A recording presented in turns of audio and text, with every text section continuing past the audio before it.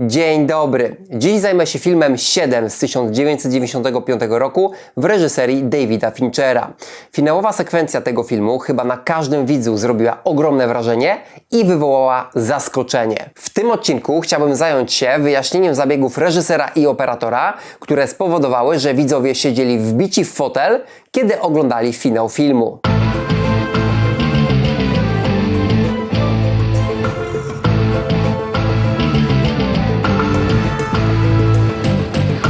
Historia przedstawiona w filmie 7 nie należy do przyjemnych. Dwóch detektywów ma zadanie złapać seryjnego mordercę, zanim ten dokona wszystkich zabójstw. A ma być ich 7. Film wizualnie utrzymany jest w ponurym klimacie, który ma wspierać opowiadaną ponurą historię. Ponury klimat jest tutaj bardzo ważny.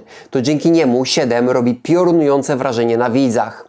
Film opowiada o sprawach trudnych i nieprzyjemnych, ale widz wciąż chce go oglądać. Strona wizualna jest mocno zintegrowana z tematyką filmu Finchera. Gdybyśmy mieli po obejrzeniu filmu określić, z jakim kolorem nam się on kojarzy, to zapewne wszyscy wskazalibyśmy szarość. Zobaczcie wspaniałe zdjęcia, których autorem jest Dariusz Khondji. Operator urodzony w Iranie ma na swoim koncie nominację do Oscara w kategorii Najlepsze zdjęcia za film Evita z 1996 roku. Khondji rozumie obraz, światło, a nawet postprodukcję, które w filmie 7 w pełni wydobyły założenia operatora i reżysera. Dariusz Khondji ma na swoim koncie naprawdę dobre filmy, w których każdy, znawca czy nie, może podziwiać obraz. Delikatesy i Miasto zaginionych dzieci to francuskie filmy, w których zdjęcia miały za zadanie wspierać niezwykły klimat baśni, makabreski, artyzmu i kiczu. Operatorowi się to udało. Ukryte pragnienia wymagały od Khondjiego ukazania młodości pociągającej i rozpalającej zmysły bohaterki stworzonej przez Liv Tyler. W dużej mierze wykorzystywane było światło słoneczne, które nie jest łatwe do ujarzmienia. We wspomnianej Ewicie operator musiał uchwycić w zdjęciach ducha początku XX wieku. Obcy Przebudzenie był dla Dariusza wyzwaniem, bo musiał pokazać klimat horroru i science fiction akcji rozgrywającej się w zamkniętych pomieszczeniach. Do tego pamiętajmy, że w przypadku kontynuacji sięga się do tego, co stworzyli już inni operatorzy, a także szuka się nowych rozwiązań, by film nie okazał się kopią. W filmie O północy w Paryżu Khondji wspaniale operował kompozycją statycznych kadrów, których wymagał Woody Allen. Przykładów pracy operatora zasługującej na uwagę można wymienić więcej. Jak widzicie, Dariusz Khondji jest naprawdę dobrym autorem zdjęć. I film 7 na tym zyskał. Aby zrozumieć siłę oddziaływania na odbiorcę finału filmu Finchera, należy powiedzieć o zdjęciach zarówno samej sekwencji finałowej, jak i całej reszty filmu, bo zdjęcia przyczyniły się do tego, że finał filmu mocno angażuje widza. Zdjęcia filmu oparte są o pewien styl, zaś finałowe zdjęcia zostały wykonane na zasadzie kontrastu do reszty. Są zupełnie inne niż te przed finałem. Omówmy zatem zdjęcia filmu 7, a następnie zobaczmy, jak wyglądają one w finałowej sekwencji. Czyli teraz omówię styl zdjęć całego filmu bez finału. Pierwsze, co należy wskazać, to kolorystyka, która w tym filmie charakteryzuje się ubogą gamą kolorystyczną. Zwróćcie uwagę, że bohaterowie na tle architektury czy innych elementów nie są wyróżnieni. Ich ubiór praktycznie zlewa się z fasadami budynków. Niejednokrotnie z obrazów nie jesteśmy w stanie wyodrębnić jakiegoś koloru. Wszystko jest niemal czarno-białe. W umyśle odbiorcy zostaje zapamiętany kolor szary jako dominujący, a nawet określający całą kompozycję. Niekiedy kompozycja idzie w tonację niebieską, ale mało nasyconą, która upodabnia się do szarości. W ogólnym wrażeniu raczej zapamiętamy kolor szary niż niebieski. Niektóre kolory przedzierają się przez tę szarość i pojawiają w mniejszym lub większym stopniu w kadrze, ale wydaje się, że reżyser dopuszcza tylko kolory żółty, zielony i czerwony. Tutaj mamy żółty płomień i czerwone światło w objęciach szarości. Tutaj mamy dwie tablice podświetlone na czerwono. Tutaj zielone lampy ujęte są w kompozycji obrazu. Tutaj mamy ich więcej. W tym kadrze są małe czerwone lampki. Tutaj czerwone żarówki i zdjęcia w czerwonym świetle. Tu czerwony krucyfiks. Tutaj mamy żółtą lampę, właściwie nie jedną. Tu znowu mamy żółte lampy. Przykładów można wymieniać wiele. Jak widzicie, ilość kolorów, jakimi operują w filmie twórcy, jest mocno ograniczona. Szary z delikatnym błękitem, czy czerwony, zielony i żółty. Z tych ostatnich najwięcej jest żółtego. Ta barwa przedziera się przez inne i wyraźnie wychodzi na prowadzenie. Niekiedy nawet walczy o pierwszeństwo w kadrze z szarością. Spójrzcie na te kadry. W nich nie mamy małych żółtych elementów umieszczonych w kompozycji obrazu. Żółty potrafi być mniej lub bardziej nasycony, ale jednak zapada w pamięć. Nie jest to soczysty żółty, ciepły kolor charakterystyczny dla czegoś pozytywnego. W przypadku tych zdjęć odbiorca poczuje raczej sepie. Brudny żółty, który niekiedy nawet delikatnie miesza się z zielonym. Taka barwa nie daje dobrych skojarzeń. Nawet mieszkanie jednego z detektywów pokazane jest przy pomocy takiego żółtego. Jakbyśmy mieli do czynienia ze starą kliszą. Dzięki takiemu podejściu reżysera i operatora do obrazu osiągnięto wrażenie ponurego klimatu. I tego chciał Fincher.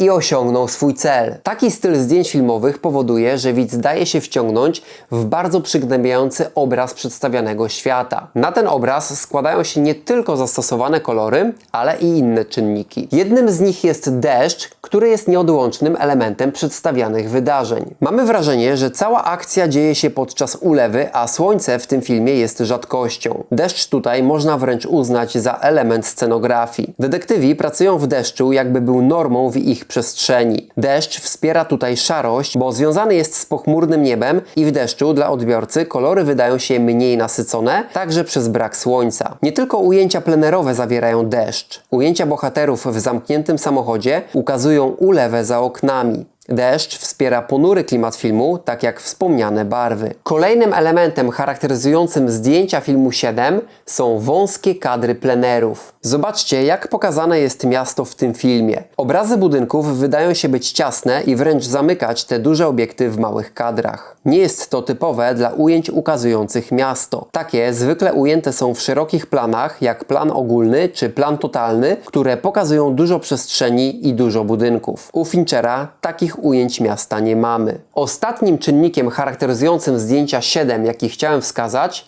jest operowanie światłocieniem. Zauważcie, że film wydaje się niedoświetlony. Twarze bohaterów często okrywa cień. Nie są w pełni widoczne. W pokojach komisariatu panuje półmrok. Nawet w domach detektywów czy miejscu pracy. Czy tak mieszkają ludzie? Czy w takich pokojach pracują? Komisariat policji wydaje się miejscem jak z horroru, niedoświetlonym. Podobnie jest w bibliotece. Nawet w typowych miejscach, które powinny być normalnie oświetlone, postaci są w cieniu, prawie czarne. Reżyser z operatorem postawili na wydobycie dużego kontrastu między światłem a cieniem. Dzięki temu w kompozycji często wydaje się, jakby światło i cień ze sobą konkurowały o miejsce w kadrze. Wymienione przeze mnie elementy charakteryzują zdjęcia 7. Wspierają one ogólny klimat filmu i sprawiają, że historia jest ponura, przygnębiająca, ale niedostępna dla zwykłych ludzi, przez co pociągająca. I teraz zobaczmy, jak Fincher i Kondji podeszli do finałowej sekwencji. Jej wizualność mocno kontrastuje z resztą filmu. Finał to podróż detektywów z poszukiwanym mordercą do miejsca, gdzie mają być odkryte dwa ostatnie trupy. I zobaczcie, jak wygląda już sam początek podróży. Wszystko zaczyna się o poranku. Z początku wydawać się może, że zdjęcia są takie same. I faktycznie, duże zmiany wchodzą później. Ale już na wstępie tej sekwencji mamy pewne małe zmiany. Zauważcie, że niektóre ujęcia są bardzo szerokie. Pokazują szeroki obraz fragmentu miasta. Tutaj mamy ujęcia poza miastem i również są one pokazane w planach szerokich. Tego wcześniej nie mieliśmy. Zobaczcie także te ujęcia nieba z samochodu. Pamiętacie wcześniejsze ujęcia bohaterów w aucie? Za oknem była ulewa. Tutaj mamy czyste niebo i słoneczny dzień. Bohaterowie jadą w wyznaczone przez antagonistę miejsce. Jest na odludziu. Im bliżej tego miejsca, tym bardziej operator pozwala sobie na plany szerokie. Kiedy samochód dojeżdża na miejsce, w kadrach widzimy już ogromną różnicę względem obrazów przed finałową sekwencją. Mamy serię ujęć w planach ogólnych czy totalnych. Obrazy pokazują dużo przestrzeni. Widz nie czuje tutaj klimatu duszności, przygnębienia czy depresji. Kompozycja tych obrazów zawiera dużo oddechu, ale jednak widz czuje niepokój. I to bardzo duży niepokój. Kiedy samochód dojeżdża na miejsce, widz ogląda finał z niesamowitą uwagą. Dlaczego? Skoro zdjęcia mają już inny charakter. Do tego zobaczcie gamę kolorystyczną przypisaną do finałowych kadrów. Nie mamy już szarości czy błękitu. Jest żółty. I tym razem kolor żółty nie jest zawarty w punktach kompozycji. On wypełnia kompozycję, dominuje. Wciąż jest to żółty kojarzony z sepią, ale jednak jest to ciepły kolor. W niektórych kadrach funkcjonuje wraz z błękitnym niebem, ale to niebo zabarwione jest żółtym i w niektórych miejscach mocno to widać. Kolor żółty jest tutaj przyjemny dla oka. Kojarzy się raczej pozytywnie. Jest ciepłym kolorem, nie kojarzonym z czymś mrocznym, złym czy depresyjnym. A jednak widz wciąż czuje niepokój. Bardzo silny niepokój.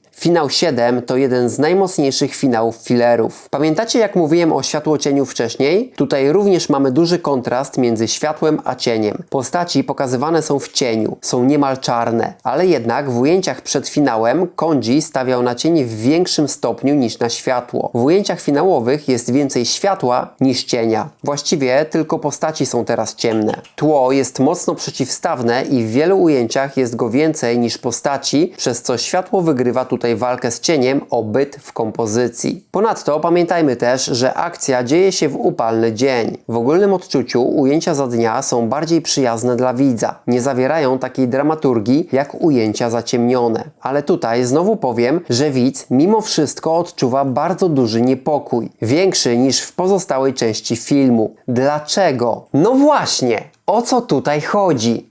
Reżyser z operatorem grają na emocjach widza pozytywnymi obrazami? Tutaj najważniejszy jest kontrast. To on wyprowadza widza z poczucia bezpieczeństwa. Zapytacie mnie, jakiego bezpieczeństwa, skoro film wcześniej opowiadał historię przy pomocy obrazów depresyjnych? Tak, ale niemal cały film takie obrazy zawiera. Jeżeli historia filmowa opowiadana jest przy pomocy jakiegoś stylu, nawet depresyjnego, to widz w końcu przyzwyczai się do niego. Będzie traktował tak przedstawianą w filmie rzeczywistość jako normę. To oznacza, że umysł widza nauczy się w niej przebywać podczas immersji. I wtedy nadchodzi finał i reżyser z operatorem dokonują potężnej zmiany. Wyprowadzają tym samym umysł widza z jego bezpiecznej strefy. Bezpiecznej z uwagi na to, że przyzwyczaił się już do przedstawiania w określony sposób świata. Takie posunięcie spowodowało wytrącenie widza z równowagi, którą zdążył sobie wybudować podczas oglądania filmu. Można powiedzieć, że nerwy widza zostały stargane. Twórcy mocno skontrastowali te dwie części filmu. Finał i wszystko to, co przed nim. Dlatego finałowa sekwencja tak oddziałuje na widza. Twórcy wykorzystali wizualną stronę filmu do zachwiania emocjami odbiorcy. Między innymi dlatego finał 7 jest tak mocny i wywołuje w widzu tak silne napięcie. Mam nadzieję, że każdy oglądał film 7, a jak nie, to szybko to nadróbcie. Ocencie moją dzisiejszą pracę. Nowe osoby zapraszam do subskrypcji kanału. Zresztą polecajcie go. To pomaga mi się rozwijać, pomaga mi tworzyć jeszcze więcej dla Was ciekawych treści. Mam też fanpage Język Filmów. Wchodźcie na niego, zalajkujcie. Dzięki za dziś i widzimy się w kolejnych odcinkach.